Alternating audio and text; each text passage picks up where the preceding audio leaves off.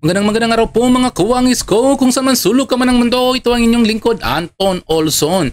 Sa mga kapwa ko OFW dyan sa Middle East, yung Kinside. Sa mga hindi pa nakasubscribe sa akin, please lang isubscribe nyo naman ang aking channel at likes din ang aking mga videos.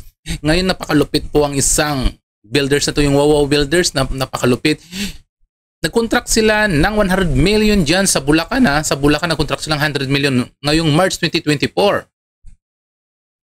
Ngayon pa lang nilang sinisimulan ngayon.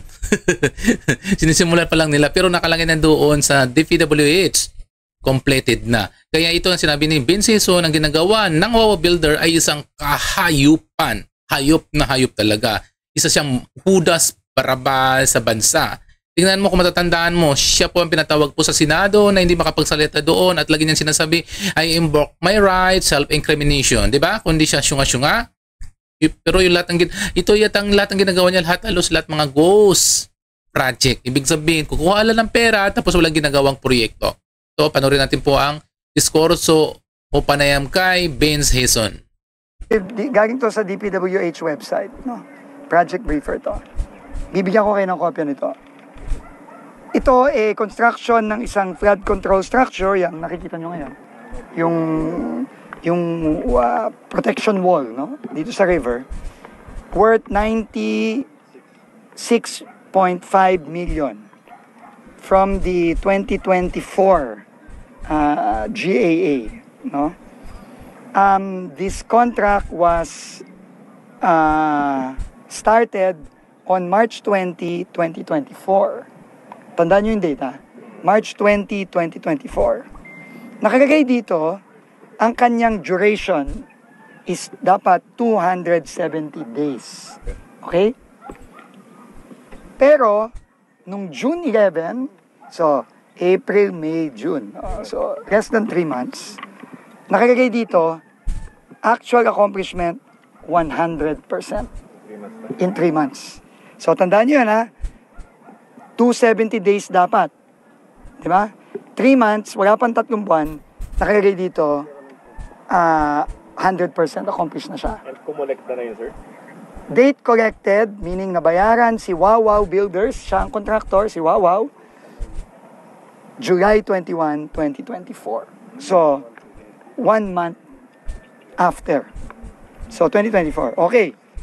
So, yun ang background. Okay, yun ang background. Okay. Tinanong ko si Cap Oscar Gabriel, ang kapitan natin dito. Kailan ba nagsimula ito? Itong ginagawa, yun nakikita nyo ngayon. Kasi obviously, bago pa ang gawa yan eh. Diba? Ang sagot sa akin ni Cap, ang sagot sa akin ng mga kababayan natin doon, yung mga nakatira dito sa tabi, 3 weeks ago. So, ito, ang tawag ko dito, patay na, pinipilit buhayin. Kasi nabayaran na siya nung last year. Sabi dito ng DPWH, 100% completed na to last year. Pero, siguro, 3 weeks ago, umiinit, nag-iimbestiga na ang Senado, nag-iimbestiga na ang Kongreso, nagalit na ang Pangulo. Pinipilit buhayin yung patay.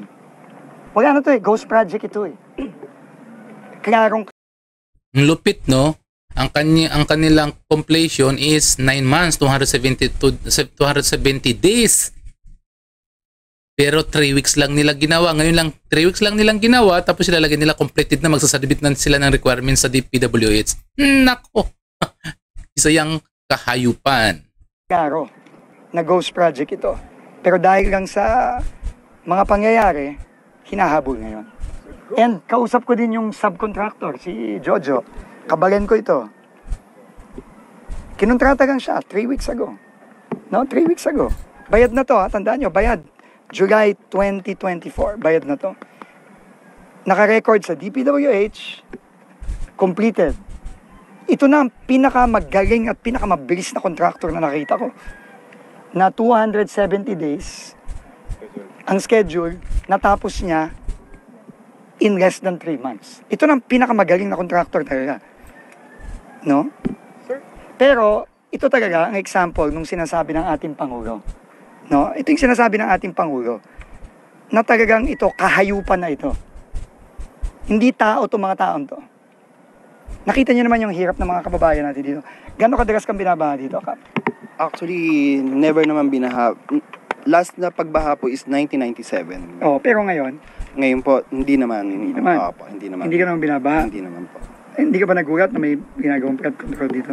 Actually, hindi naman po kasi medyo, ito po kasing area ng Casa Vista is medyo mababa kaya may possible din May talagang possible. bahain. Pero ito talaga, wala to last year. Ito. Yes po, Wala bali yung mga dulo lang po at saka yung simula. Pero yung pinaka-gap, wala po. So, this is almost a 100 million project. Ito naman si Kapitan. Kapitan, ang ganda naman ang tanong sa inyo. Kung hindi ka nabigla. Sabihin niya, hindi ako nabigla. Dapat nga mabigla ka kung bakit pinatayuan dyan ng yan ang flood control. Tapos sasabihin mo, hindi ka nabigla. Kapitan naman. Wake up naman. 100 million. Ito talaga, ninakaw yung 100 million na yan. Ninakaw yon. Wala eh. Wala ito eh. Ngayon lang to nagkaroon eh. Ngayon lang hinari si Jojo eh. Subcon lang yan eh. Di ba wala siyang kasalanan. Naghahanap buhay lang yung kababayan natin na yan eh. Pero tong hayop na wawaw na ito. Yung ginawa. So ito, obviously, ito bago dito. Simula pa dito.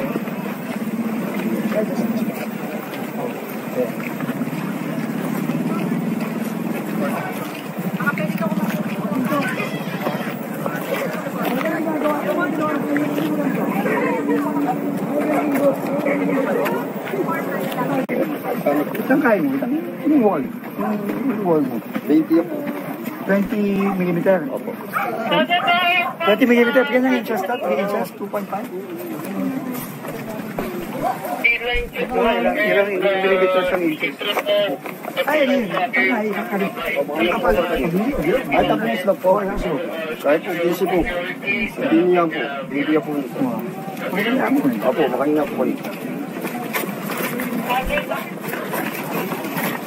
Pampangan niya paliforma. Thanks, John. O ayan, makikita nyo, bagong-bago yung pagkagawa, no? Bago pa lang nilagay yung mga steel bar.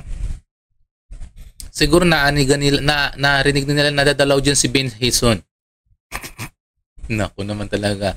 Buhay ng Pilipinas, ang hirap mong mahalin.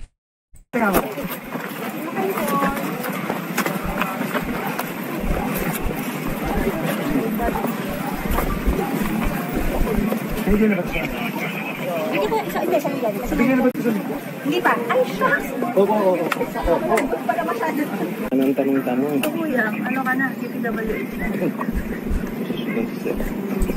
O ayan mga kawangis ko muna, ano? Tignan nyo, bago pa lang ginagawa ang flood control, pero last year pa budget nila na 100 million. So tignan nito ni Ben Henson, hindi lang ito mga flood control, pati yung mga kontraktor na sa kalsada, yung sa mga building, hindi lang yung sa flood control kasi maraming katiwalian talaga sa pagdating sa gobyerno eh. So tignan lang yung hindi lang dyan. Kasi marami rin nagko-contract sa kalsada, sa mga iba pang mga parte ng gobyerno. Sana i-check para magkaalaman. Marami yung nalilitaw ng mga marami nang nilitaw ng mga testigo, maniwala kayo sa akin. Maraming nilitaw yung mga kawangin sa mga testigo tungkol lang sa ibang mga proyekto, kagaya dito sa amin, sa lalawigan namin dito. Ang kinukontrak halos dito mga kalsada. So ang problema lang hindi lang flood control. Sa flood control lang pumutok yung issue masyado. Pero halos lahat yata ang mga nagko-contract, halos mayroon din katiwalian yan. Ang daming mga hudas, barabas talaga sa gobyerno. Ang tagal pa nila magbigti. Buti nga dito sa Pilipinas, walang death penalty. Ay kung mayroong death penalty, ang dami niyang sigurong nakahang dyan. O kung nakasila elektrika. Tingnan mo sa ibang mga bansa, di ba, binabato yung mga kagaya sa Indonesia, South Korea, o sa Thailand, di ba, kung saan pang parte dito ng ng nation, na kapag mayroong mga gumagawa ng mga kalukuhan sa gobyerno, binabato nila, di ba, binabato nila mga sasakyan nila, tinatapon nila kung ano nang tinatapon nila ng mga putik, di ba? Sa Pilipinas, investigasyon na ng investigasyon. Sana mahuli talaga ang gumawa ng katiwalian dito, lalo pang pagkurakot sa mga budget ang gobyerno. Siguro mas maganda, imbestigahan talaga ito ng maigi. Kung kay Vico Sotto, huwag tayong pumayag. So ayun muna yung mga kawangis ko, yung muna natin, update natin tungkol sa flood control, Sa mga hindi pa niya nakasubscribe sa akin dyan, please subscribe my channel and like my video. Sa mga kapwa ko OFW, mas salam!